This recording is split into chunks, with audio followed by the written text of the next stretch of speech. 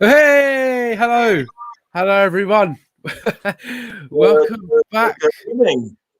to Fans React. It's been a while since we've all been on a stream. I think the last one that we did was an end of season review for last season. But today we're gonna be doing a season preview for the exciting new fourth season in League One.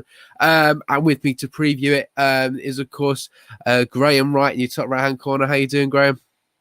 Good evening. I'm very good. Thanks. How are you, Matthew? Yeah, very, very good. Obviously, the channel's got a bit of a new look, and you've got a new look as well from your Peloton, and also the room behind you as well. Yeah, that's right. I've graduated from the man cave into the main front room of our house. So yeah, it's a new look. It might only last for one game, but it works for now. Absolutely, I did make the point to Graham before coming on that he should replace the pictures behind him with the pictures of the Linden Gooch goal and the Stadium of Light thing. But I don't think his other half would be too pleased with that. I don't think she would be either. Anyway, at the bottom of your screen, you've also got Ben Carr. Ben, it's good to see you again. How are you doing? Yeah, very well. Good to see you, Matt and Graham, of course. It's a lovely evening in Essex here. Looking forward to getting stuck in talking about this new season, ins and outs of the club so far. And just ready to get cracking. Excellent. We'll say hello to the live chat. The first thing I've seen is my dad's Burge is a terrible goalkeeper. Okay, right. We'll never change, Paul. When I planned today's stream, I was planning on not speaking about Burge at all. Yeah, there we go. There's the first one. Forster SAFC, oi oi, hello, Forster SAFC. Chris Scott, hello. AJJ is back. Good to see you again. Ethan O'Neill, Leader, you're the one. You turn all of us on. Thank you very much. Joanne Punchin, hi my friends. Hello, Joanne. Also as well, would say it was also lovely to meet Joanne. I think it was last week as well. Went for a lovely Chinese in Chinatown in London, and it's really nice to meet like Joanne in person, speak to her. It's fantastic all the support that she's given us over the past season of doing this as well. Ethan wants me to give you a wave. There you go. There's your wave. Colin, hello, Colin. Good to see loads of comments. We've got Jam Sani as well. Hello, Joel. Joe. I probably shouldn't read out that name. Jason Ashman. Let's start off with a good note. Sunderland to be relegated. Jason, I'm going to have to time you out for that, I'm afraid. Okay, then. So, Morgan Gray as well. Hello, and Kieran Gale. Don't want to miss anyone, and also Clayton Edwards. All right then. So I'm gonna put everyone on the spot here, like straight away. My first question. I will go straight to Graham, and this is the one thing you told me not to do. However, I'm gonna ask you the question after what you've seen last season, what you've seen so far this summer, transfer business, etc. Obviously, the season starts on Saturday. Are you confident? I am.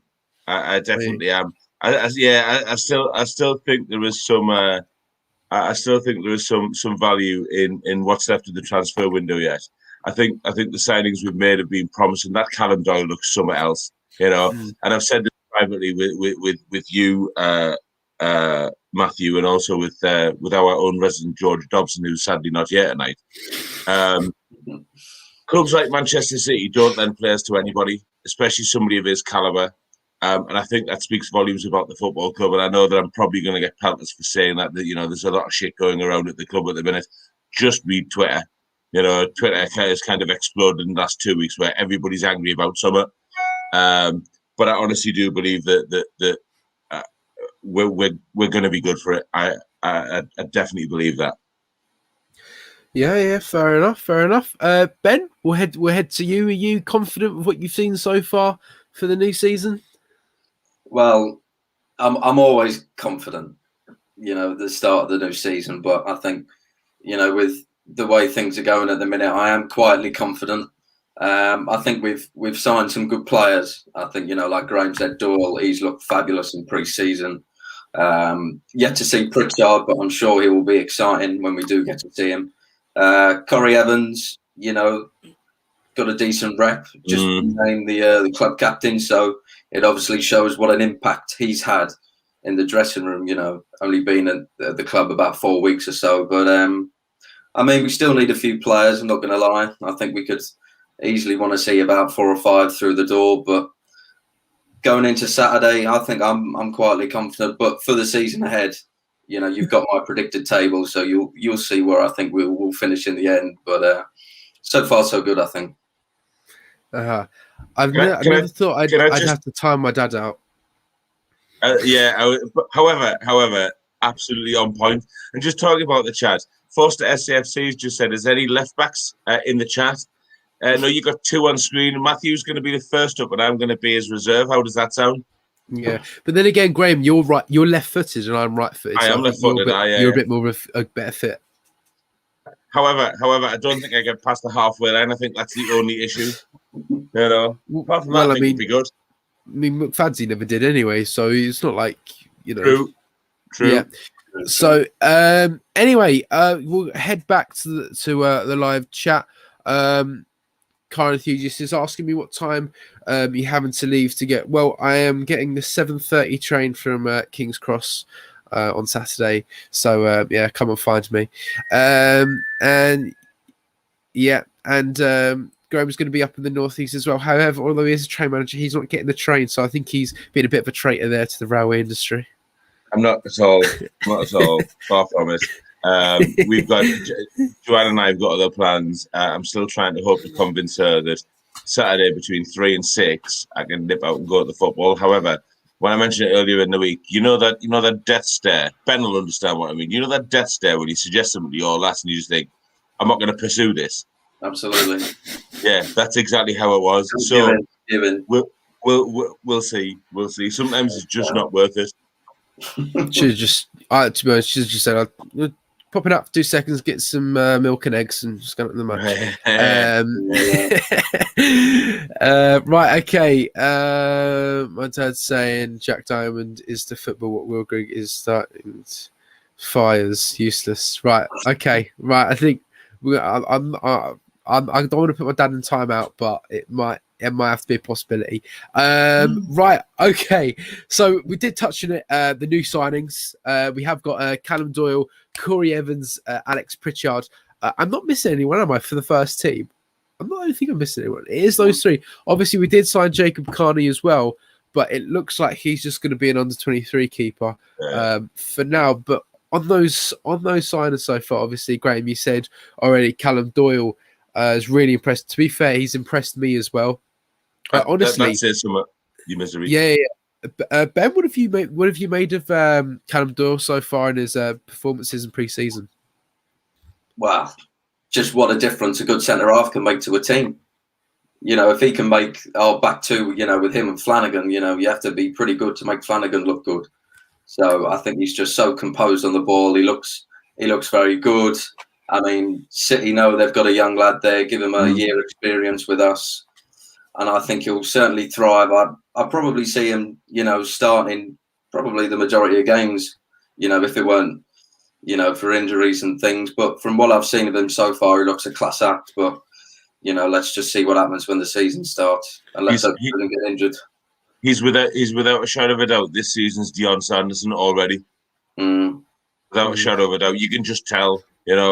There was one of the pre-season games where the ball came over to him on the left-hand side of the pitch, and he kind of like headed the ball up to himself and then controlled it with his foot and then passed it out. And you were like, "Are we watching Brazil here?" Honestly, literally tremendous, absolutely tremendous.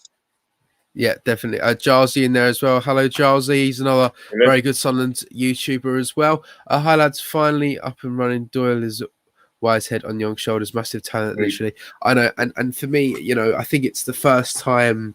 Well, no. It's the first time ever I've been watching Sunderland and someone younger than me is now playing for Sunderland, which makes me feel a bit sad. But then again, I prefer not having the couldn't imagine the pressure of playing for the club. But honestly, he's unreal, to be honest.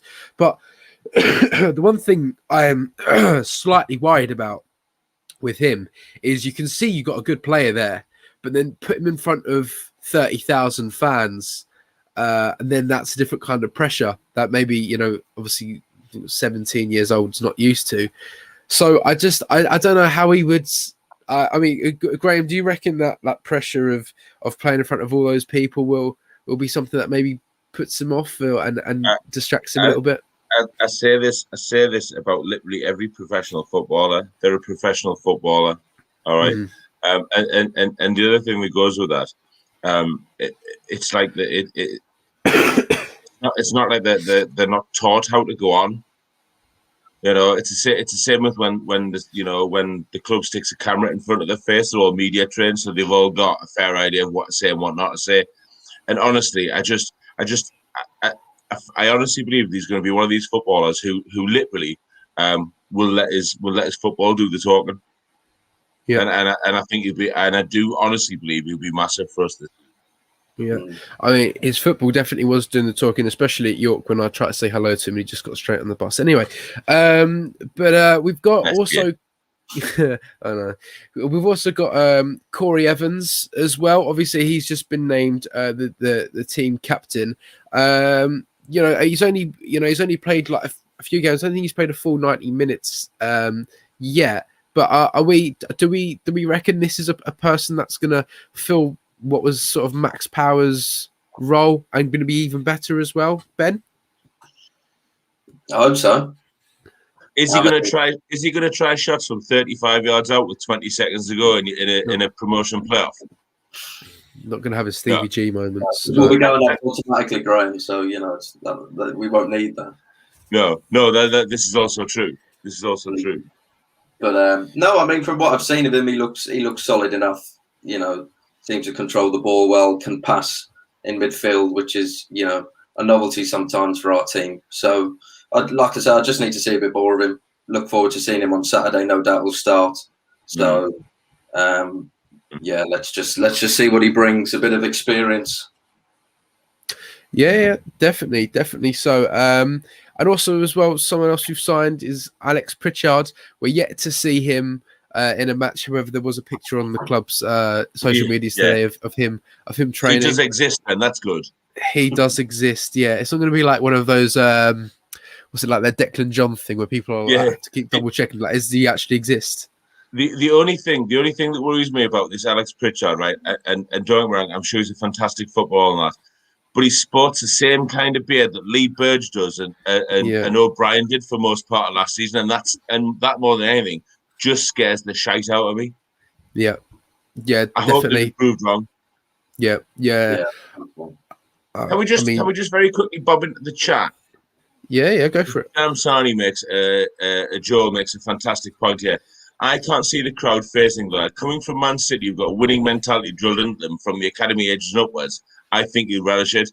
Bang on the money. Absolutely bang on the money. I couldn't agree more. He's probably like at Man City, they're probably so harsh on players. It's unbelievable. But that's fair enough, because they are one of the best teams in the world, and you kind of expect them to do that. And he's going to come to Sunderland thinking, what the hell's going on here? Like, apparently I've heard that Lee Johnson tries to make the Sunderland players laugh by like jumping out of like the laundry basket, trying to scare them all. Honestly, it's absolutely ridiculous.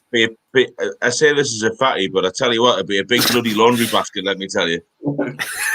If you see William Story's tweet about Lee Johnson. It's absolutely pathetic, man. Honestly, I don't want to dwell on him for too long, because I think the bloke's an arsehole. He's like a complete narcissist. But his media and his PR team are doing a fucking tremendous job for him, because every time he comments something Sunderland, our Ted just goes into fucking meltdown over him. Yeah. I mean, he certainly promoted himself. Anyway, I don't really want to speak about him at all, really. But that was just one little thing on that. Now we've got Gary joining us. He looks very smart in his in his show. He's just come from work, hasn't he? Than the rest of us. He's just stepped out of his Ford Mondeo, where he's just taken the salesman's tie off. How you doing, I'll tell you why I'm late, Graham. Go on. the unreliability of British Railways. It's a disgrace. That'll be right. Yeah, that's That'll what's be made right. me late. You're probably getting Grand Central. Yeah. Oh, No, yeah. northern trains. That's the problem. Let me I tell you, can't comment. I'd have been quicker walking. I just want to pick up something very briefly on the chat. Ethan has said fat jokes. There is a lot of self-deprecation there. For anybody who's ever met me, and I know Matthew has, right? If ever there's a phrase 20 stone of idiot, it would apply to me. So before we go any further, we're not fat shaming, we're not telling fat jokes. This is just the reality of how it is. I missed this. Who were we fat shaming? Apart from Johnson? No. There was a comment about. there was a We're not. No, hang on a minute. I just need to get this can of worms. Yeah, absolutely. Look, it is what it is. It is what it is. Continuing the chat very briefly, has anybody got the new shirt? Yes. Home. I couldn't get the away one because, again, the fat sizes sell out first. So even by 5 o'clock yesterday afternoon, the shirt size that I would wear was sold out. And obviously the biggest size they do is a 2XL, and I have to breathe in when I've got it on. But one more year in that peloton, you'll be getting a size medium. Well, I'm already sized down. I'm already sized down courtesy of Peloton anyway. Wow, you're looking well, Graham. Thank you very much. Definitely. Yeah, thank you very much. Yeah. The Stella won't help though. No. Now. Yeah. Oh, dear. Right. Okay. Anyway, yeah. So sorry, Gary joined us. Gary, how are you doing? How's your summer been? You got a nice tan as well, I see. Yeah, that's just from a week in Scotland, to be honest. So I'd thoroughly recommend it. Apparently, the sun's always shining in Scotland. And yeah, it's been a good summer. Obviously, we had the fun and excitement of the Euros. I thought we were going to do it. Didn't quite come off. But it's always a better summer, isn't it, when there's a football tournament goes on? Because I hate the close season. I end up counting down the days to the fixture list comes out, and we're all waiting for transfer news, and there's not been much of that kicking around. And we're still waiting. We're still waiting. Yeah, I always get like this, desperate for the season to start, desperate for something to happen around Sunderland, and we know it won't be boring. So yeah, it's good to be back. Just talking to Borrowed. Have you been reading Sunderland Twitter in the last fortnight? The odd bits and pieces, yeah. It's a laugh a minute over there, by the way, an absolute laugh a minute. Yeah. Well, I'm waiting for my season card, as I know other people are as well. And people have spoiled the surprise. There's nothing else in the envelope. And what a lovely surprise it is. We do get upset about some minor things, don't we? Yeah. All right, we'll get onto that a little bit later. So, Gary, will we see you on Saturday?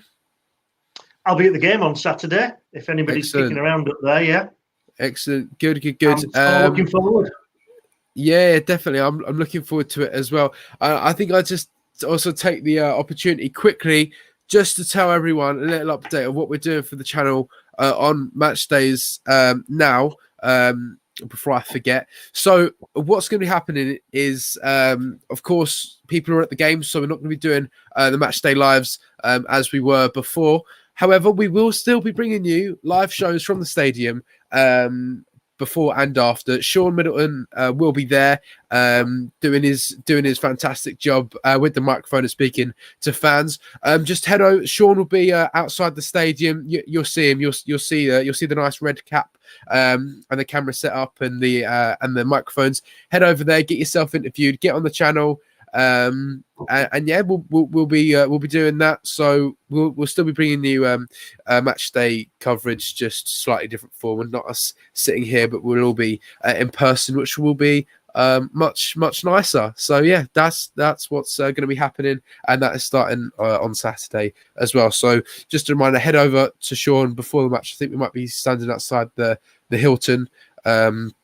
Between the Hilton and the stadium, so just head over there, get yourself interviewed before the game, and And yeah, so we'll I'll be there as well. So anyone who sees us, make sure to say hello as well. Anyway, what time's right. it starting, Matthew?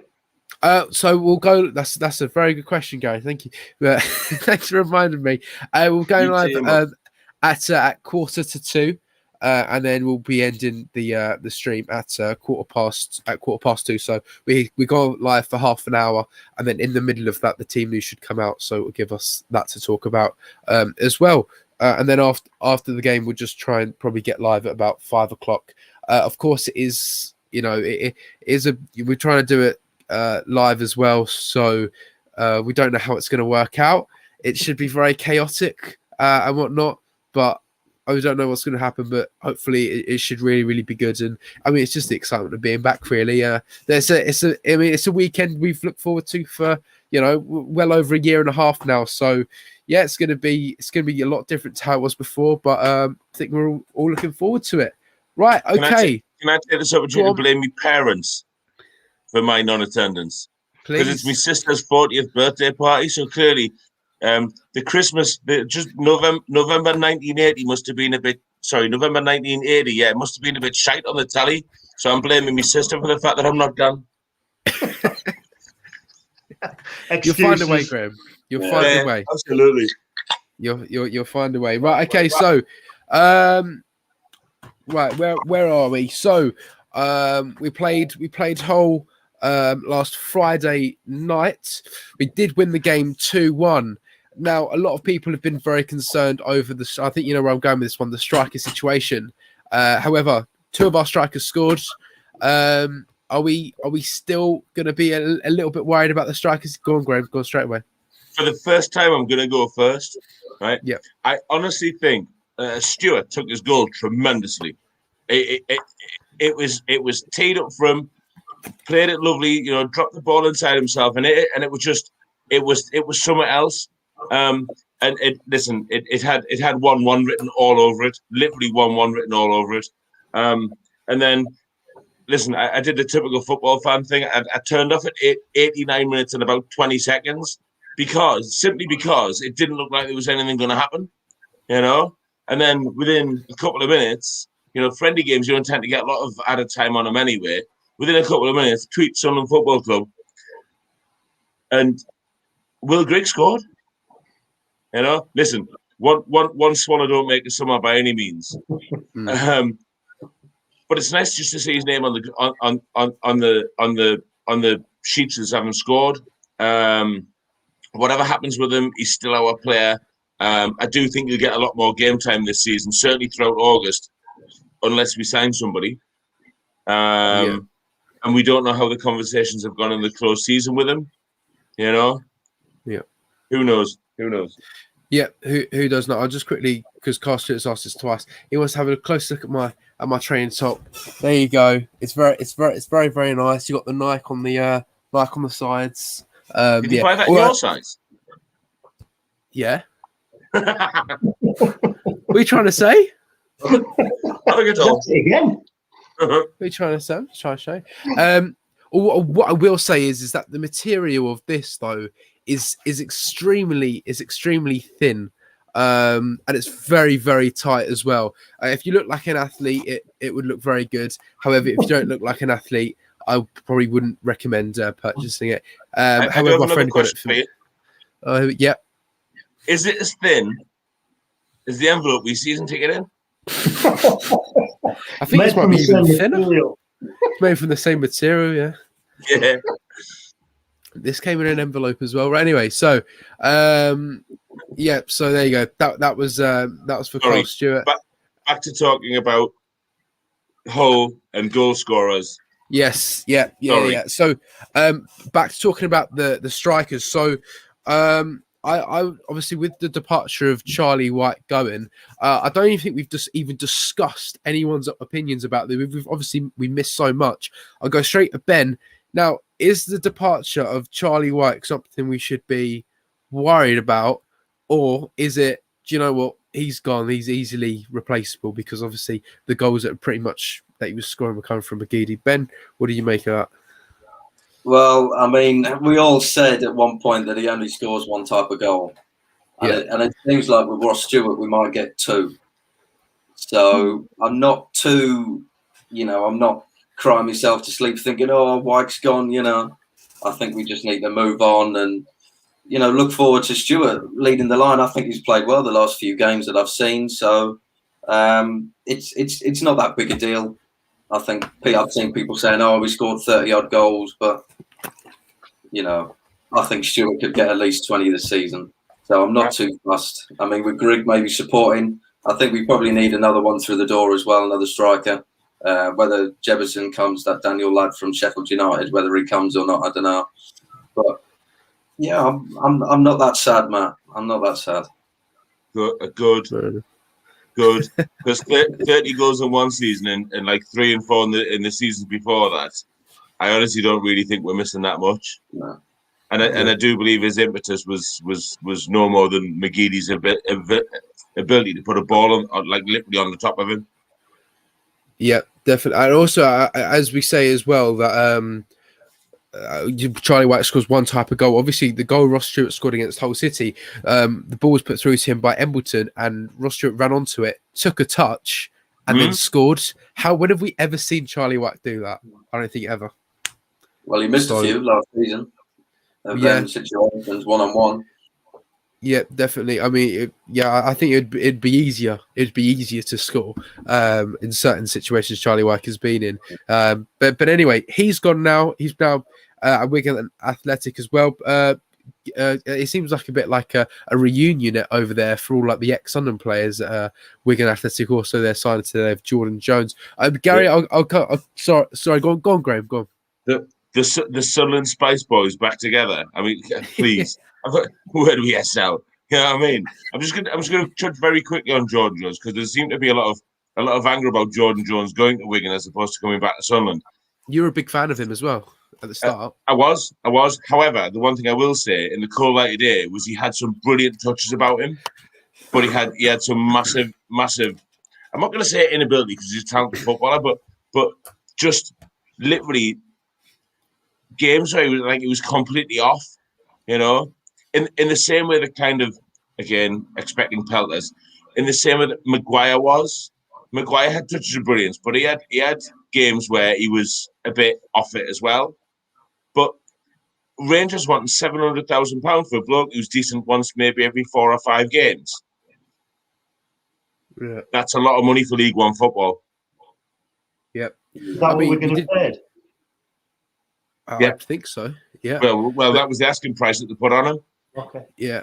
We also spent like about £3 million on someone who doesn't do anything, who isn't even good in once every 100 games. Anyway, but there you go. Sorry. So Gary, the departure of Charlie Wyke, you disappointed? Do you think he did have something to offer next season? No, not really. Like we've already said,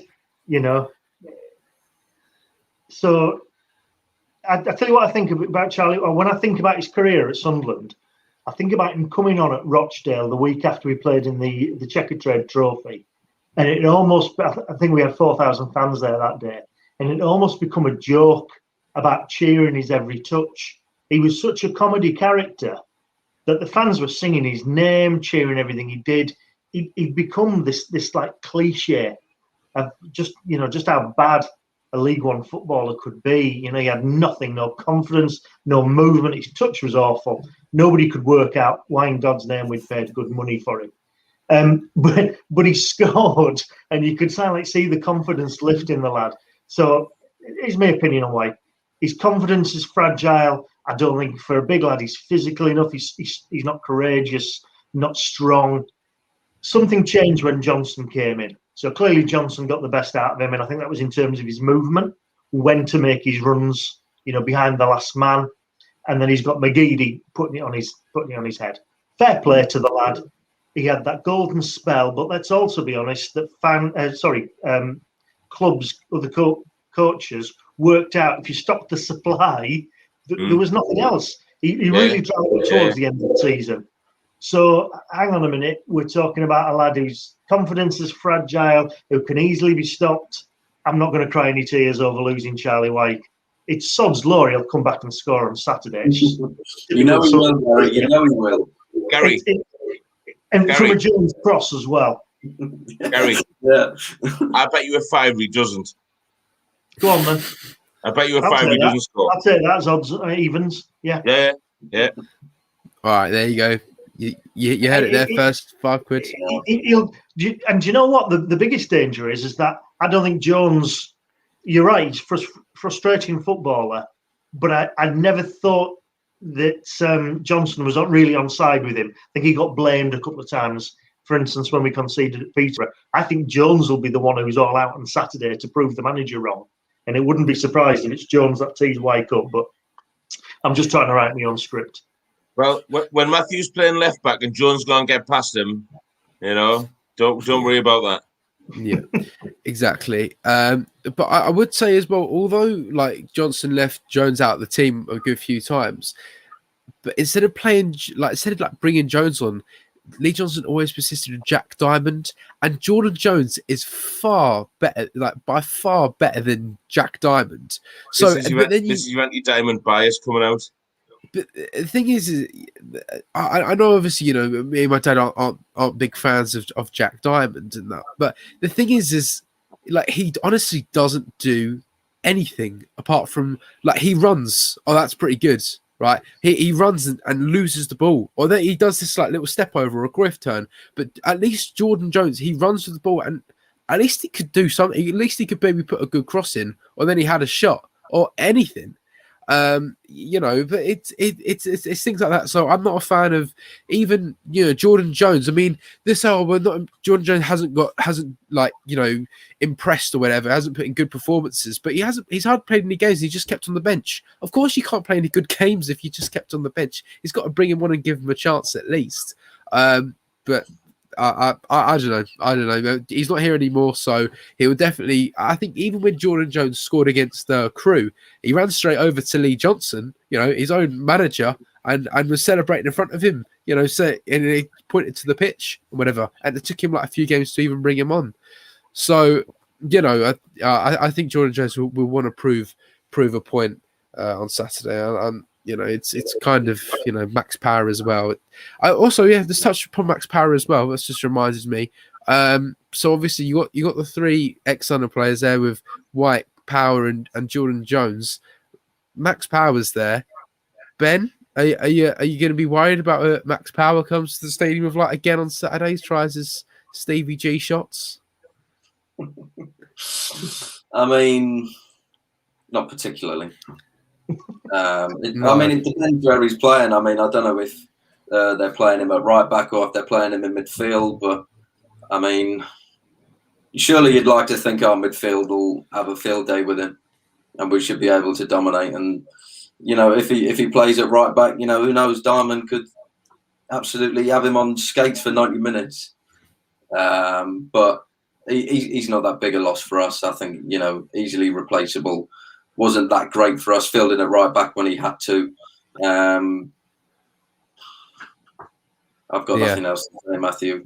That's fair enough. It's fair enough. Graham, Max Power coming back, on the other side. I think, a lot of people are glad that he's on the other side, not playing for Sunderland, and people aren't worried about him because they think he's a very good player. Do you have the same views on that? I got first up. Just to answer the question, am I worried about Max Power playing at Wigan? No. Am I worried about Jordan Jones playing at Wigan? No. Am I worried about Charlie White playing at Wigan? No. They were all footballers who played football at Sunderland Football Club last year, and look how it ended out. Max Power in particular doesn't worry me one little bit. He looked. Use of a better phrase, don't get wrong, he's another footballer who had some really good games. But to me, he looked like he was getting to the stage where we were not past it, because that's not. But I just doesn't worry me one little bit. Fair enough. And Gary, again, do you have the same views as Ben and Graham? Yeah, pretty much. Not worried about Max Power at all. I think in some respects it'll be in our favour on Saturday because he'll probably be so full of it he will actually try and do too much, and that's always been one of Power's problems. He'll go chasing after lost balls and completely lose his positional sense. I wish the lad well. I think he's genuinely a nice guy, and he was probably a good choice as captain last season. But there's a reason we let him go. He just not good enough, really. We needed better, particularly in a two-man midfield. So no, I'm not worried about Max Power. He'll get them up for it on Saturday. I'm sure he'll be full of, clapping hands and giving it lots of this, and no doubt he'll have something to say about it. That's just his nature. But no, I'm not worried about him. Jones, I am worried about. I think Jones can do something if he's played in the right way.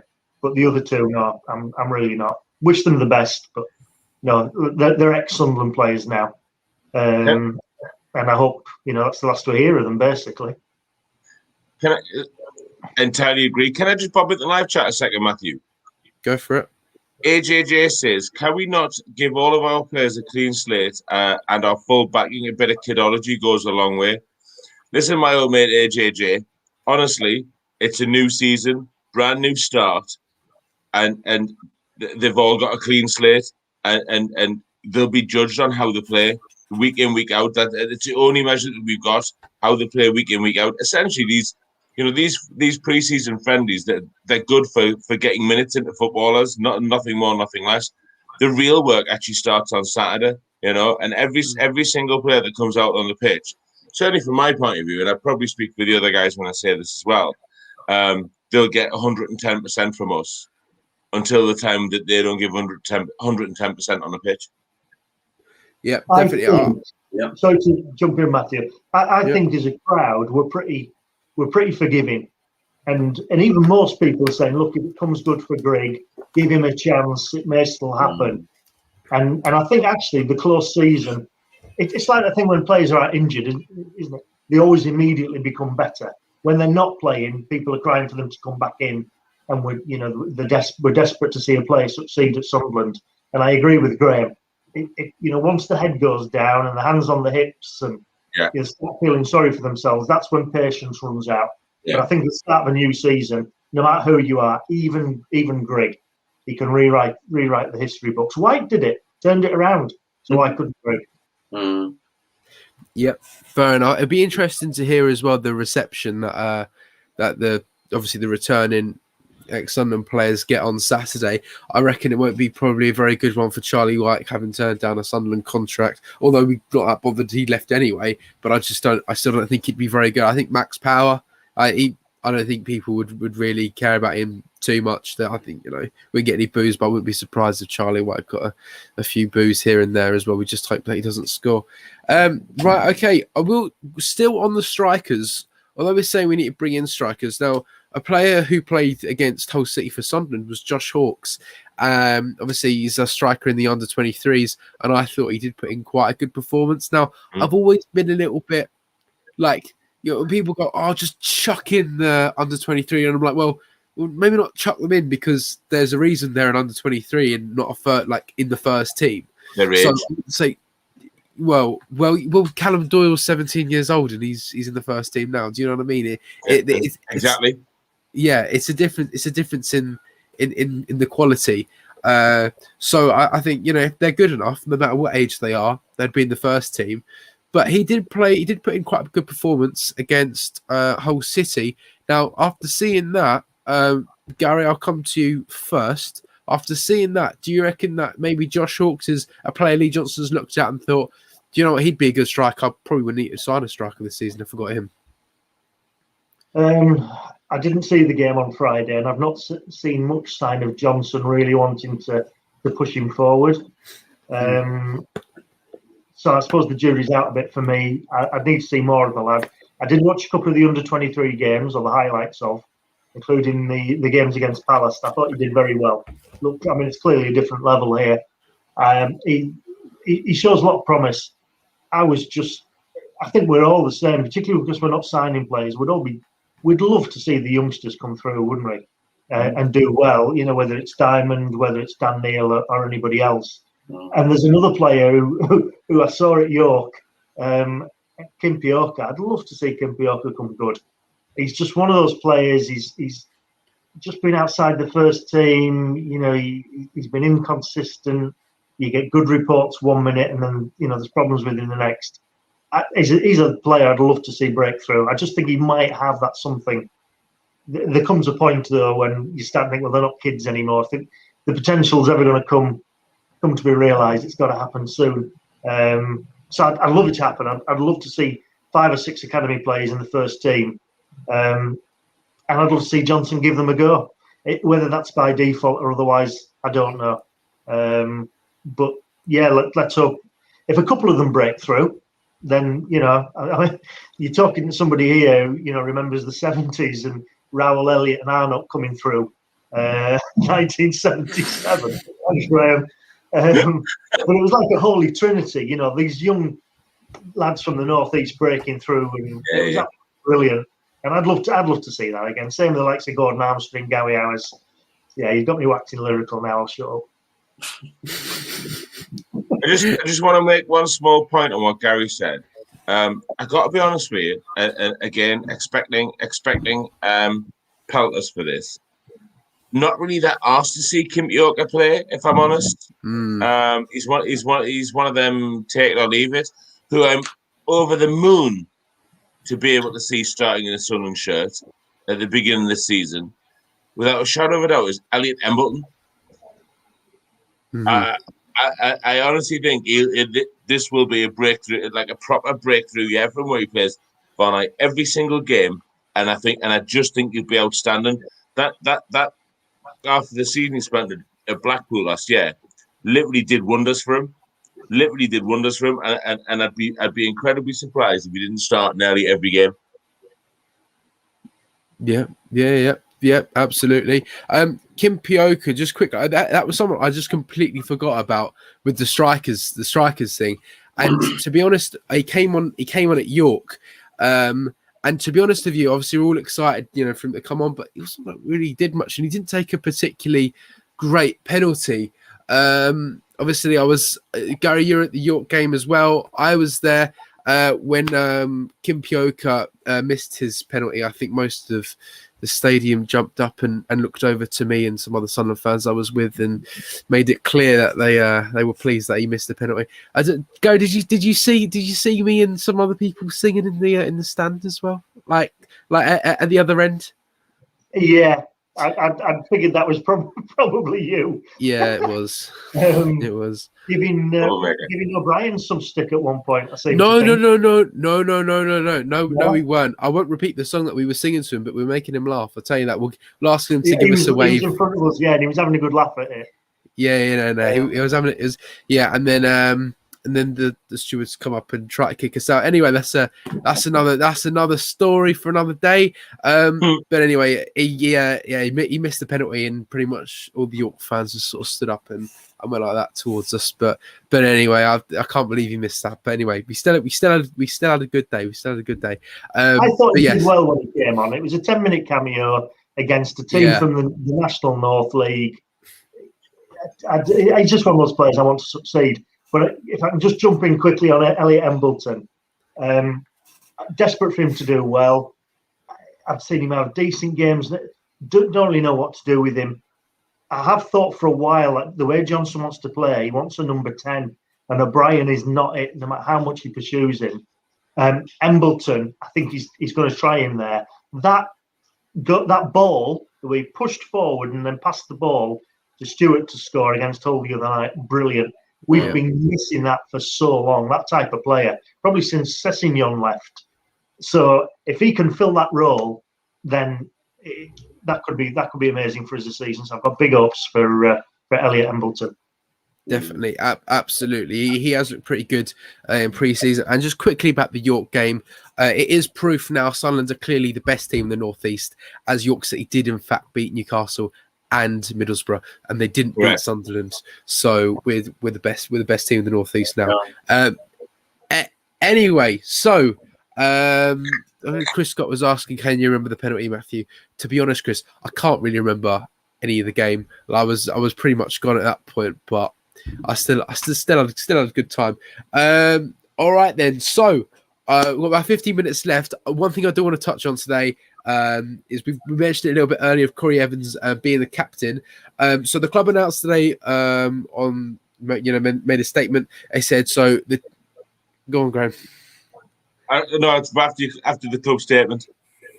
Oh, okay. No worries. I'll come straight to you then after this, then, Graham. So the club made a statement saying Corey Evans is the brand new team captain, with Aidan McGeady being the vice captain, Bailey Wright, Luke O'Nien, Lyndon Gooch, Tom Flanagan as the club captains. Now we've got 6 captains and 0 left backs. Go on, Graham.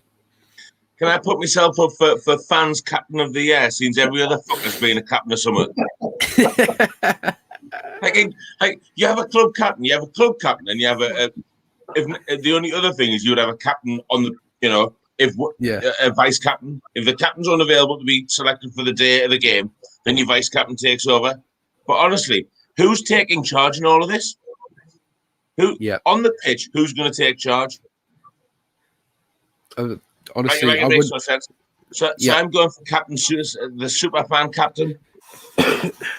The thing is, I think one problem is that if you have that many people, you say, "Oh, you give them that much responsibility," then what if they just start disagreeing with each other, like in front of everyone? Yeah. Then they're not really setting much of an example. Like I heard McGeady and Catamol didn't really get on when they're both at Sunderland. Like they just didn't get on. They didn't really see eye to eye that much. That's what I've heard, and that. But that's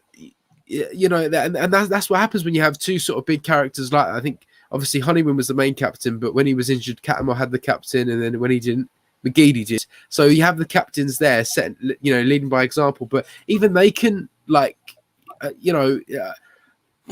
can disagree on things as well. It's just I don't think it's setting a very good example. Either have one person or two people. You have your captain, and then you have your vice captain. That's it, simple. I don't know what all this overcomplicating stuff is. It's ridiculous. The one thing that worries me, just marginally, is that they've got like 5-6 players there, right? Is it that somebody, and again expecting palters, is it that somebody hasn't got the strength of character to say something like, "You're the captain, you're the vice captain," end of story, and they don't want to, effectively, they don't want to piss anybody off. Yeah, I know. But then you get like Luke O'Nien shouting in the back, "Oh, I'm the club captain, so you got to listen to me." It's like it'll be a bit more high pitched. Listen, I love Luke O'Nien a bit. I think he's a great bloke. I've met him on a number of occasions, but I think he'd be at least 6 octaves higher than what you just did there. Oh, okay. Yeah. I'm the club captain too. That's it. That's the one. Right. I know it's playground stuff. It really is. It's honestly ridiculous. But anyway, but that's probably not even. They could honestly see eye to eye on everything. They could be best friends in the dressing room. But obviously that could happen as well. Ben, are you happy with with Corey Evans? Obviously, we haven't seen too much of him yet. But do you think there and the 5 other captains is a good choice? I mean, you just got to trust Johnson. Oh God! With this addition, I mean, he's obviously come in and made a difference so far.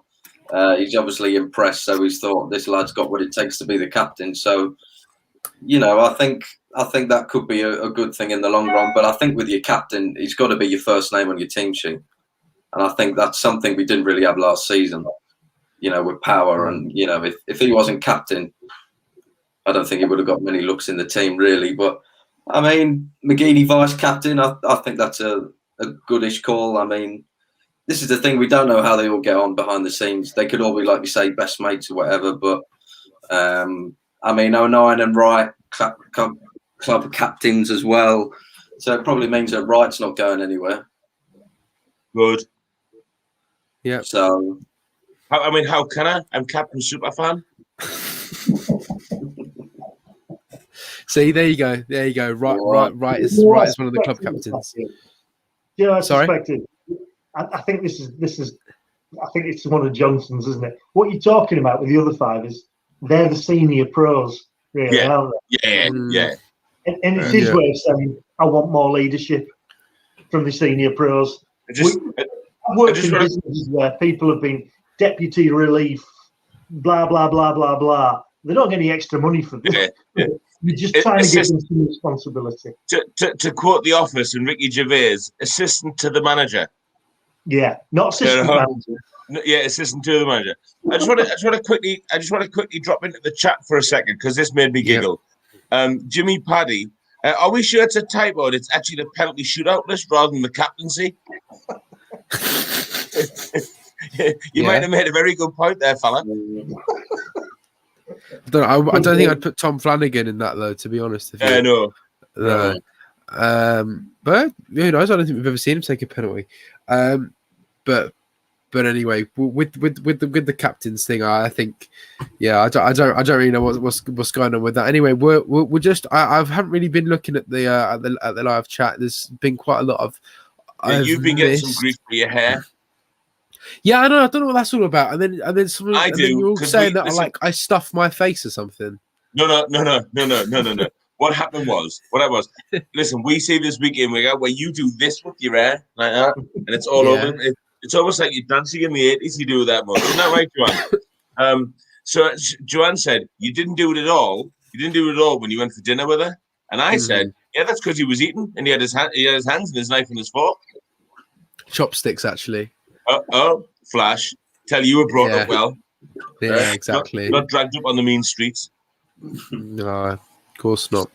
So no, but anyway, right. I'll just get away from that. Me touching my hair. Lost your words before. Honestly, this didn't happen very often. Let me tell you. But if I didn't, then my hair would be all over the place. You know what I mean? I've got to keep. It looks really messy. I've got to keep it in order. Anyway, Gary, when he gets to our age, you not need to worry about crap like that. No, I know. But I'm not. That's right. I'm just happy to have it. But I'm not at that age yet, so I'm going to enjoy this one. Not for a long time. Not for a long time. Not for a long time. Right. Okay. So we're going to get away from just the football stuff very, very briefly before we get on to it's still staying on football stuff, kind of, but not quite on the pitch. Obviously, the football club have been rolling out the season tickets. Now, a lot of people have not been happy that they are getting their season tickets in a very plain envelope. We have got a picture here. This is from Richard Easterbrook, who is on I think a contributor to the Wiseman Say podcast. Now, this is how your season ticket arrives, like that, in a plain envelope, and everyone has been really upset about that. Now, for me and Graham, Graham, your season ticket came, didn't it? Mm-hmm. Did you say? Oh, it hasn't. So no. My season ticket hasn't come yet. Graham's season ticket has come yet, and Gary hasn't. Ben, I'm guessing you don't have one. Have you got one? You haven't got one? I don't. No. Oh, one day. But people, they're coming like that. People are not happy. Graham, I already know your views on this. We'll come to that in just a second. Gary, you're looking forward to getting your season ticket. A white envelope comes. No, it's not a bank statement. You got one little card for your season ticket. Are you happy with that? You got your card, or you're like, well, I was expecting a little bit more than that. I don't think it's what you're expecting. I think the norm these days in this world we're in is for marketing, isn't it? It's a marketing opportunity.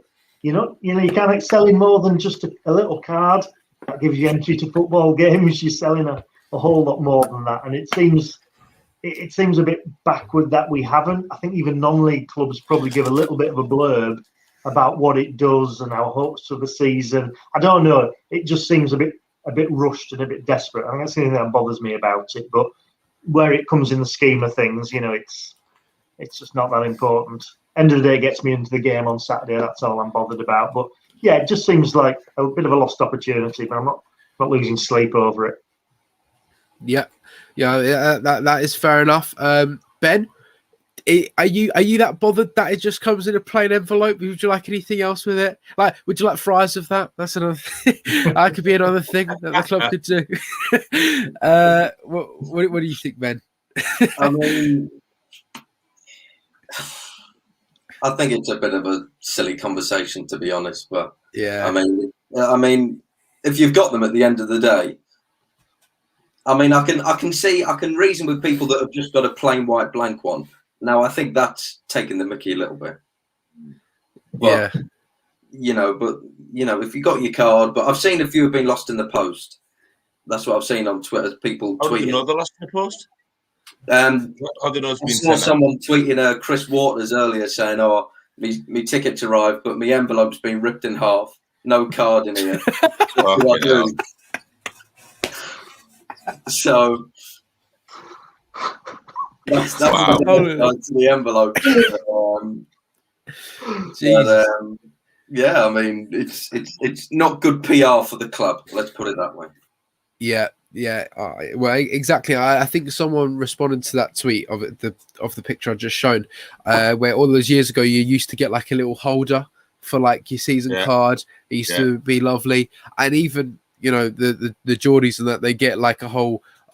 Someone showed what they get. They get like a box of like pretty much meaningless things like a pen or like a badge or whatever, but it comes in a nice box, and at least it says like "thank you for your support" or whatever. It's actually like, oh, it means it means a lot. It's obviously, like if you look at cards that you've got in your wallet, like even this like Subway card I got came in like a nice little like paper attached to this paper thing, and it had some like nice writing on it. Same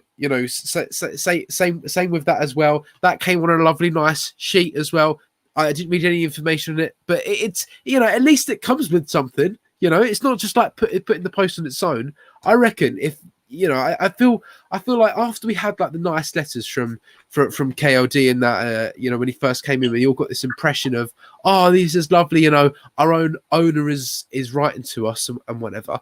But now we just get like a ticket in an envelope and whatnot. Obviously, it's nice that you get the ticket. But I mean, it's like it's just like not very like secure. It doesn't feel very secure. As you said, Ben, it's just been ripped in half. Yeah, completely ripped it off. No ticket. But that's what can happen. Just to bump in a little bit. Honestly, right? I'm not really that arsed, if I'm honest. Right. The main thing is that your season ticket comes. However, after having Varney a whole season away from football, would it just be nice? And I know we got that letter from KLD and whatnot saying, we've missed you, we want your money, come and join us. And of course, that was the big con for renewing your season ticket, right? Not the promise of millions of pounds on players. It's the "it made me feel good" letter, right? But I think the one thing that pisses me more than anything else, right, is the fact that it's just come and it's literally just a card. And actually, I reckon it's what they call a postman's delight, right? Because clearly, as Ben says, they know what's in it. It's either a season ticket or a credit card, one of the two, right? We know what posties are like. I don't mean that. I don't mean that. My best mate's a postie, all right? And Pat gets a shit ripped out of him every day. The one thing that does piss me off was, can you remember? Can you remember years ago with season? Listen, hang on. Sorry, Gary. Can you remember years ago with season tickets? But can you remember ages ago when it was lovely booklet? You used to get a book and it had numbered vouchers in, right? Yeah. And the numbers didn't. The numbers at the games didn't run sequentially. So you actually had to turn up with the whole book to know which voucher. Stop you giving them away, yeah. That's going to stop you giving them away. The other thing that you used to do in there, right, was give you money off at the club shop, right? 20% off, right? If the club is in so much shit that it can't afford anything, why aren't we giving away shit like that, right? So instead of paying 50 quid for your new shirt, why aren't season ticket holders paying 40 quid? Yeah, that's the one bit that gets me. Like, honestly, that stuff with welcome home and whatnot. I said this before we came on air. That just got in the bin for me, and I'm not really that arsed, But it's the other stuff. Sorry, I just read that on the screen. But it's the other nice touches, right? We've committed to spend the money for a whole season. Right, and take nothing away from the guys who work every Saturday, or work every other Saturday, can't go to every game, or they go to away games or whatever. But in the interim, we stumped up I can't remember what it was, 350 quid in what right, and said, this is our commitment to the club. Now, don't take that away from the guys who buy tickets every week, Black Cat points and everything. But like, if you accumulate 20 Black Cat points, why don't you get a voucher for it as well? Well, what I'll say, Graham, is that you'll probably be the same. If you've worked with areas or businesses that have a marketing department, they're normally the kind of people who, should we say, overemphasize their importance anyway. They think it's all about the brand and marketing. It is about the brand. Mottos and all the rest of it. And the truth is, whether it's in football or any other business, marketing doesn't matter if the product is right. It's an add-on. It's an extra. Bingo. Come 10 to 5 on Saturday. If we win and win well, nobody gives a shit about season cards. If we lose, the damn thing will keep coming up. That was skinned. We couldn't even get this right. And that's Sunderland as much as anybody, as any football club. Bang on. I think for the marketing team or whatever, it's not like they're going to be struggling for customers. You know what I mean? Like, people jumped at the chance to renew their season tickets and whatever, but they could try and make it as professional as they could. Try and put as much effort. Like it's like the smallest little things. Even putting this stream together today. I had to make a thumbnail. Well, I probably couldn't have had to make a thumbnail. I could have just left it. But it's like putting small details into little tiny things, But it's effort, But that effort pays off because people see that. Go on, Gary. So sorry, just something. This has just crossed my mind. I've got no knowledge whatsoever. Just crossed my mind with so many people, and I'm thinking about my journey home tonight with the trains and whatever. So many people don't even use cards. Everything's on mobile. Maybe they haven't invested because they're going to go to a mobile app. We've already got the app. I've got to be honest with you. I don't know. I got to be honest with you. I would love it. Absolutely love it if we beat them. They still got to go to Middlesbrough and get somewhere. I got to be honest with you, right? I'd love it if we got a season ticket on our mobiles. Right? Yeah. Because one thing I'm not guaranteed not to lose is this. The one thing I'm guaranteed to lose is me wallet, me marbles, and everything else. Right? But my mobile phone, literally, it's glued to me. Yeah. Or on your Apple Watch as well, maybe. You know what I mean? If it's like contactless, and just do it on the thing. Anyway, although the one worry I would have, Matthew, is put my phone up against the scanner and be able to get through the gate at the same time. Yeah, I might need a reversing horn to get in. I just imagine people dropping their phones just the other side of the turnstile and not being able to get it back. Absolutely, because they can't bend down. Right. Okay. That's enough about the season. We've got to get up to the last thing before we get off. Now, obviously, this is a preview for the season, and one thing we've done, a lot of other Fans React members have done, is put together a predicted league table. Now, can I just say I've seen them and I know that they're all wrong. Okay. All right. There you go. Okay. Now, Graham is here to scrutinise them, and he's not very happy with them, so he's going to tell you what he thinks. So first of all, we'll go to Gary, and I'm going to put Gary's. First of all, it's the screen's too small to put on the full table, so I've split it into. I've got the top half and then the bottom half. I'll put the. Do you think I should put the bottom half on first, or the top half? No. Can I just say, nobody cares about the bottom half. Okay, right. Okay, well we'll put the top half on. Gary, talk us through this, and we get rid of the banner. Okay. Bear in mind, I didn't spend a lot of time over it, but I'm already backing out here. Get in early, Gary. Yeah. Here comes the caveat. Yeah, here we go. More than one, Graham. A whole list. Yeah. The other thing I'd say is I am terrible at predictions. Absolutely shocking. We can tell. That's why I always go for a 1-1 draw. Yeah. I'm the sort of bloke who this time of year I keep getting invited into prediction leagues because I'm the bloke who pays up and never gets anywhere near winning anything. That's right. So there's my caveats. Right. I think Charlton will do well. I think they've signed well. I like the manager, Adkins. I've just got a hunch Charlton will do well this season. I just think there's a bit of a coming together as a club. And when I sort of thought who could be champions, I don't know, I got this feeling that there's a bit of gut feeling there. That's Charlton. And again, with Wickham, they're a well-run club. I think they've made a couple of good signings, including Scowen, who I know splits the opinion, but I was generally a fan. And they've got Sam Vokes coming in as well, haven't they? Can I just make 2 comments? Yeah, go on. First of all, Charlton Athletic has George Dobson playing in it. I mean, he didn't really set the world alight. And I've got 2 comments to make about Wickham Wanderers. 2 comments to make about Wickham Wanderers. Gareth fucking Ainsworth. God. Right? Who is a fucking horrendous bloke to start with. And automatic promotion. Are you for real? Come on. This before we get your playoff. He's got them punching well above their weight. They nearly stayed up last season, while the likes of Wednesday and Derby obviously nearly went down. He's got them punching above the weight. He's got a real bond. He's got them fighting to the last. And I think he's made some astute signings. They'll fancy the chances. I tell you what, I hope Sunderland punch above my weight this season because we're going up as champions. We've got punched above our own weight in a long, long time. Oh. I've got the biggest one here, and I'm sure other, Aaron and Ben and anybody else who's done it. It's where do you put Sunderland?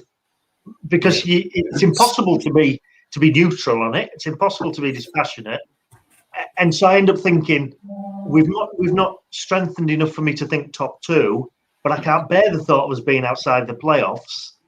And then it's where do I put us in the playoffs? I think the Cowley brothers will do well. I think we're going to have made some good signings. I think Liam Richardson is a good manager. I think Cook is a good manager, and he's made some good signings. That's the logic, really, for the top 5. And then I've tagged Sunderland onto that. Well, I'm just going to say Portsmouth. Portsmouth are like the Christmas decorations. They come down. They come down in January. Wigan. I can't say it. The only team in your top 6 that worries me, apart from Sunderland, because they always worry me. They've done it for the last fucking 30 years, give or take. Is Ipswich, and I think you'd probably find, because bear in mind we've still got just about a month to go. I think the top 2 will be Sunderland and Ipswich Town, and my only thing I can't answer is which way around it'll happen. I'd like to think that Sunderland go up as champions. That's optimism. Good. Last one. That's real optimism. That's what Sunderland fans do best. It's why we get pissed off so much. That's true. I think if there's some controversial ones in my selections, I don't think Oxford will do well. I think Milton Keynes Dons without can't remember his name. Guy who's just gone to Swansea. I think they might struggle. Well, with him, I would have fancied top 10. And I think teams like Accrington, again, well organised as a team, a manager who's fairly savvy, uses the loan deals well. Burton under Hasselbank, as long as they can keep him, I think will be there or thereabouts. I tell you what does surprise me with yours. Mm-hmm. How come you haven't got a Darren Moore Sheffield Wednesday in the top half? That I haven't got Sheffield Wednesday. Yeah. I think that's partly influenced by living in Yorkshire and knowing a few Sheffield Wednesday fans. And there's a Right. doom and gloom around them. They've made loads of signings, but how quickly it'll come together and whether this, the whole points deduction thing hanging over them will true. But also, the position we were 3 years ago, they're back to being that big fish in a small pond thing. Teams will want to go to Hillsborough and do something against them. So I actually think, I'm just not sure Wednesday will be all that, really. The one bit I am loving is Johnny Rovers being 17. Again, I think they're kind of on the way down. Darren Moore was the big thing, and when he left, their form fell to bits. I don't really fancy them to do very much. And out of the 4 promoted teams, I've got 3 of them going back down. But that's partially because I know very little about them. apart from what I've seen in the close season. I got to be honest, yeah. I think you. I don't think many people agree with that, but good luck to them. You know, it's new territory for them, and we hope they do well. You know. Yep. All right, so that is Gary's table there as well. I just put on the screen there the bottom half as well. So you got Cheltenham, Swindon, Cambridge, and Morecambe in the relegation zone. So that is what Gary has predicted. I will now hand it over. Is it time to rip Bent a bits now? It's now time to rip Bent a bits. Oh, get in. Here we go. Ben, here is your table. I will say, Graham, Hey! Come on, we can agree on. Yeah. I'm with you there. See, I was, back and forth. Who's going to be top? Yeah. I thought I'd just go with Ipswich because knowing us, anything's possible. Yeah, no, I'm with you there. Now, this is where I had my real trouble. Third to 12th, really. I mean, I think Rotherham will probably do well. See, Gary saying Sheffield Wednesday do poorly. I think they will come and do all right. I think they will too, if I'm honest. Top six, I'm not entirely convinced of, but okay, I'll give you that. And then, I think Charlton will be there about. I think, I can't remember his name now, the manager, but someone remind me. Nigel Adkins. No, yes, that's the one. Yeah, I think he might do a good job with them, even if they have Dobson in midfield. 7th to 12th. I mean, Lincoln, Oxford, MK Dons. Yeah. See, I don't think Oxford will do that well. Lincoln have added a couple. Obviously, Maguire going there. I don't think they're going to be setting the season alight. I don't think we're going to do that well. Portsmouth, I think they're in a bit of a transition phase. Not sure what's going to do. Cowley's got a bit of a job on his hand. I think the one thing for me is the MK Dons thing. I mean, they've just lost Russell Martin to Swansea, haven't they? And I just think, I just wonder how much of the MK, because MK Dons have never really set the world alight anyway. You know? Yeah. And I just of all the teams you've got in your top half, I just think MK Dons are probably the ones that aren't going to make it. But apart from that, I kind of take on everything else you say. The one team that surprised me in your top six is Rotherham finishing third.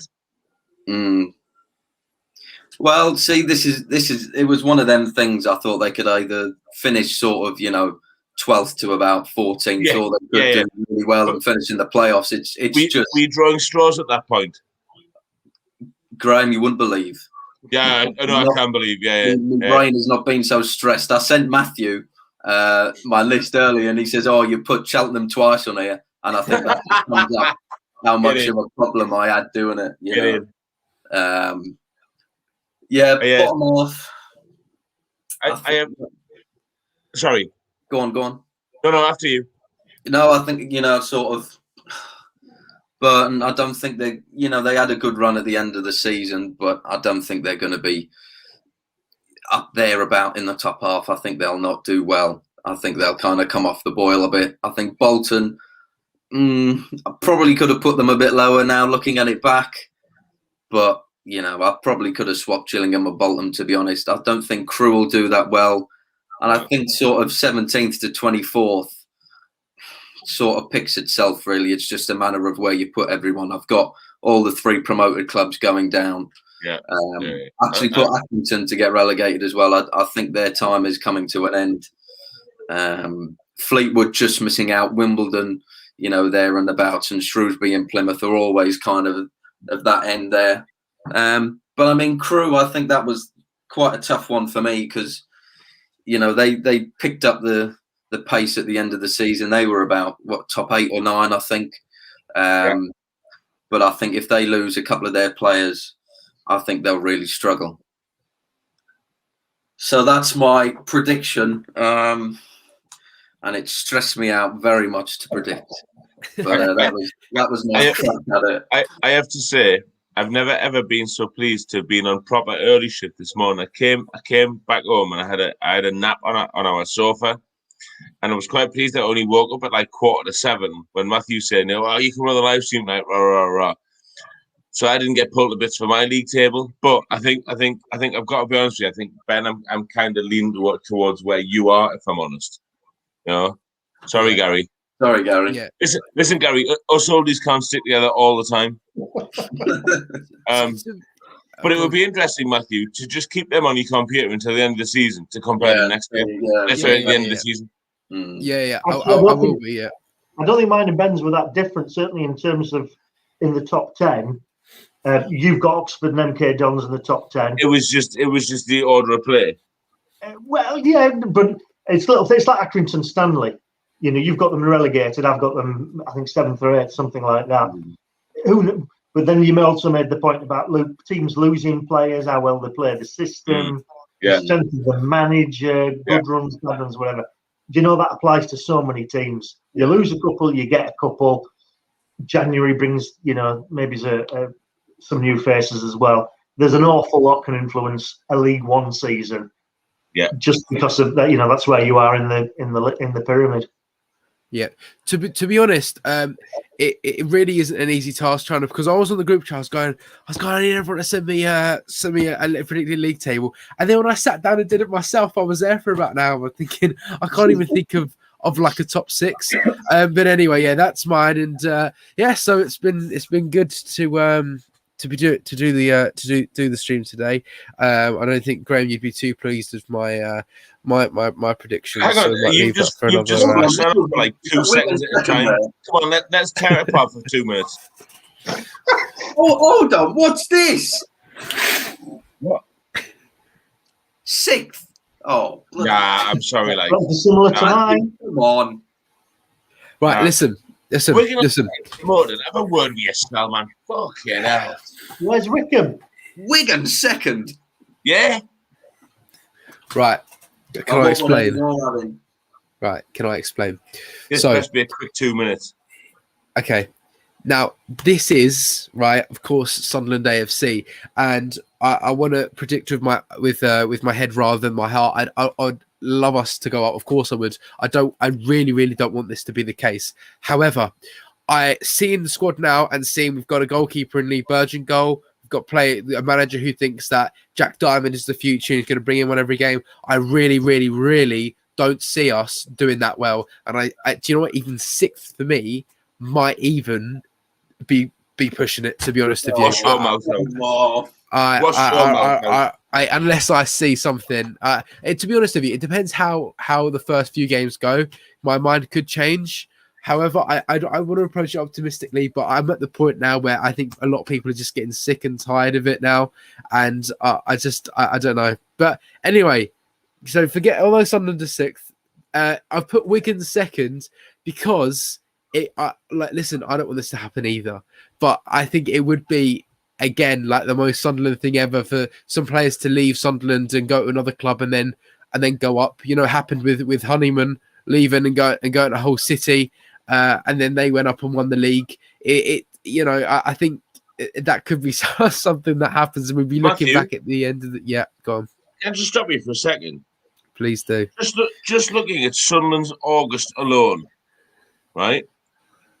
Wigan at home, MK Dons away, Burton Albion away, Wimbledon at home, Wickham at home. Yeah.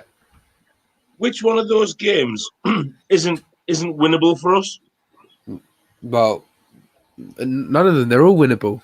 They're all winnable. Right. Of course, they're winnable. However, we were looking. Although they're winnable, will we win them? That's the thing. We looked last season, looked at loads of games, and went, well, they're winnable. We looked at the rest of the games in the season, and thought, oh, with the amount of points we've got, games in hand, the games we've got, well, we're going up. This is all winnable games, and we completely bottled it. So who's to say that's not going to happen again? The problem with that, in the first half of the season, and while Johnson was there as well, we were afforded the possibility of international breaks. We made the mistake of taking those international breaks. Nobody wants games in hand at all. Certainly not in the league. Certainly not in League One. If we have a squad big enough and fit enough, we shouldn't be taking international breaks as a football club. Absolutely, no, definitely not. But anyway, I really hope it doesn't. But then again, right? Listen, I put Sunderland 6th. However, that doesn't mean we can't get promoted. We can still go up. What is it, Matthew? Matthew's predicted table top half. Sunderland 6. When you Wow. say that, Matthew, You want to go look at playoffs who again? playing against Sorry. Portsmouth and Charlton. Yeah. Portsmouth 3rd. Really? Yeah, No. it's more having to play them in the playoffs. Yeah. Anyway, listen. This could. I mean, if this is Matthew, the table at the end of the season. You've done this deliberately, We Matthew, still for a love you. while now, haven't you? You've done it just to annoy us all. But he's done it for the reaction. But if you Yeah, want to have a yeah. look at the reaction, just have a look at the last 3 or 4 minutes worth of comments. Mm. Because some of those are rather interesting, let me tell you. Oh god. Led by the best looking man on this channel, Colin Roberts. Matthew, wash your mouth out. We have to have promotion optimism. He's entirely correct. Yeah, I know. Listen, I do every single season. However, this one, I don't know. It just feels a little bit different this time. I don't know what it is. That's my feeling at the moment. Jimmy Paddy, Matthew's been on the shandies with this list. Chris Scott, Matthew, you been on the drink. Dear me. Matthew, Right. I tell you, very much respect your opinion, but you kind of let the cat out of the bag in terms of, should we say, your youthfulness. When you made the comment about trying to be objective about Sunderland and our chances, you can't. They're under your skin. You cannot be objective about Sunderland. You might as well give up. Absolutely. Yeah. Well, look. I love Sunderland, and I hope we don't finish 6th. However, trying to like, it sounds awful, but I was just trying to do this from a neutral point of view of what I would think. Of course, I'm a Sunderland fan, but from a neutral point of view, this is how this table could look at the end of the season. Hopefully, it doesn't. I wish it doesn't. But the key word there is could. And it's a word that's used in the press when they ain't got a clue what they're talking about. Sorry. Yeah. Anyway, this is the bottom half. I've go on. Sorry, Graham. Go on. Could is the biggest keyword of coronavirus. Yeah. Because it's all prediction. Yeah. That sounds like a t-shirt slogan. We're gonna have to make you some t-shirts, Graham. We're gonna have to put expecting pelters or something like that on t-shirts. Yeah, expecting pelters. Yeah. Expecting pelters. Just don't put me face on the t-shirts like what people did with Sean. I don't really fancy that. Just expecting pelters across the front. It could be like you on a Peloton, and then expecting pelters. Let me tell you, that's not a pretty sight, honestly. Right. Anyway, so I've got that's the bottom half. I've got Shrewsbury, Cambridge, Cheltenham. I do feel sorry for Morecambe and Cheltenham because me, Ben, and Gary have put them both in the relegation zone. But anyway, let me tell you, Cambridge will be a cracking away day. I reckon Cheltenham will be a cracking away day, and Morecambe will definitely be a cracking away day. Definitely. I reckon Cambridge isn't too far away from me as well, which is pretty. And not too far away from you either as well, Graham. 20 minutes drive in the car. Yeah, I will be taking the train though. Yep. So there we go. So and yeah, I've also just one thing I want to point out as well as I put Wickham quite low in the table because I feel like every single team is going to have something against Wickham for how they did get promoted out of League One a few seasons ago, and I think everyone would want to smash them when they do come to their house.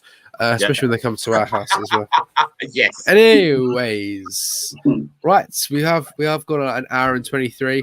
I haven't had anything to eat yet, so Graham, have you had anything to eat, Graham? Yeah, we usually do this thing of what does Graham have for tea? What did you have for tea? Yeah. No, I'm trying to be a bit healthier. I say that in the time this live stream's been on, I want me fourth Stella. But I have to say, I got out of bed at 2:30 this morning to start work at 3:30, and I'm off tomorrow, so I don't have a drink on a school night, so I'm having a couple today. Summer holidays. Until I'm back to work at 3 o'clock on Friday morning. But I had a very nice Mexican couscous with thick cut ham. Feta cheese and sliced beetroot, and it was tremendous. Excellent. Absolutely tremendous. Very healthy. If anybody follows me on Facebook and Twitter, I'm a big fan of posting what happened for me dinner on there. Yeah, I've noticed. You should what's it called? Make like your own Instagram page just for what you have like for dinner. Do you know what I mean? I reckon. Listen. My Instagram's boring enough as it is. You know, it doesn't need any encouragement just to be solely about food. You know. No. It's good. Anyway, so just a final thing before we leave you. Score prediction from everyone for Saturday. We'll start with you, Ben. And the goal scorers. I'm going to go with 2-1 to Sunderland, of course. I think Jordan Jones will score for Wigan. And Stewart and Embleton will score for us. Excellent. Gary? I'll tell you one thing I'll predict with confidence. Didn't we say last year when we drew with Bristol Rovers, it's been something like, this is me with my stato head on, the last 4 or 5 seasons, or 4 out the last 5, something like that, the first league game has been at home and we've conceded in the first half of the first game. Bristol Rovers last year, was it Derby a couple of years ago? Always happens. So I'm predicting a draw. I'm going to go 2-2, but I guarantee Wigan will score first. Yep, fair enough. Wait, do you got the goal scorers as well? Oh, blimey, now you're asking. Well, Wyke, guaranteed, because then I'll get me 5 from Graham. I'm not going to forget that in a hurry. Typical Yorkshireman.